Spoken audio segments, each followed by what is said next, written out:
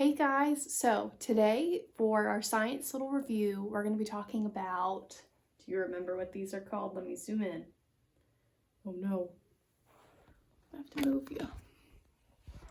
Let's look together.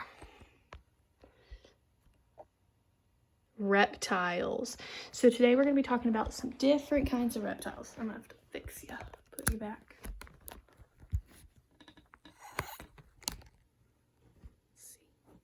Good. Okay, so we're going to be talking about some different reptiles today, and we're going to bring in some creatures, all right? So first, let's talk about the characteristics of reptiles. So remember when we talked about them, we made that big booklet that you guys worked really hard on. So let's look at our first view, so you can see them. Okay, not doing well. So first one, it says cold-blooded. Remember, if something's cold-blooded, it means they're gonna have to go sit out in the sun to warm themselves back up. Like us, we don't have to do that. And if they get too hot, they gotta go find shade to cool down their body temperature. So we are not cold-blooded, but reptiles, they are cold-blooded. Next, they hatch from eggs. So just like birds and other kinds of creatures, reptiles usually hatch from an egg. So they start in a little egg and then they hatch out of it. Remember, we saw some pictures of those in class. Next, their skin. It's dry, it's hard, it's scaly.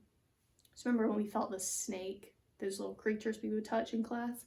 Remember, they were always so dry, nothing you want to cuddle up with. The last one is they breathe air.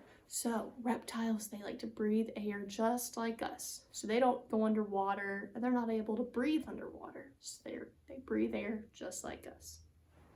Okay, so we're just gonna do this a quick little review just to get your mind thinking about reptiles again. So first, let's see what I have over here. So the first one, I have, what is this? It's got long, scaly, dry skin. Remember this one, they shed their skin. Remember when we took the glue and we put it on our hand and then we peeled it off? A snake. So the snake is a reptile. They have dry, scaly skin, they breathe air, they're cold-blooded, and they come from eggs. So we have snakes. So snakes are reptiles. So there's one of our snakes we had. Remember we saw the green snake in class too? We liked him. You see those scales? They're real dry, they're rough. I do not want to cuddle up with a snake at all. Next, we've got this little man.